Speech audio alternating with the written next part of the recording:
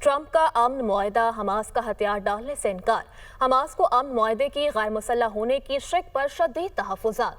Hamas रहनुमाओं की गजा से बेदखली की शिक पर भी एतराज़।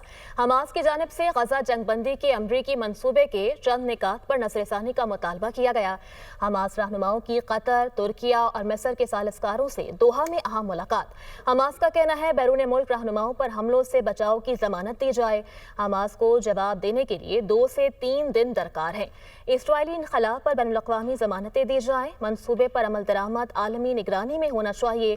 हमास का कत्ल गारत की कार्रवाइयों पर मुकम्मल पाबंदी का मुतालबा। ट्रंप का अमन मुआहदा हमास का हथियार डालने से इनकार। हमास को अमन मुआहदे की गैर मुसल्लह होने की शिक पर शदीद तहफ़्फ़ुज़ात। हमास रहनुमाओं की गजा से बेदखली की शिक पर भी एतराज़। हमास की जानिब से गजा जंगबंदी के अमरीकी मंसूबे के चंद निकात पर नज़रसानी का मुतालबा किया गया।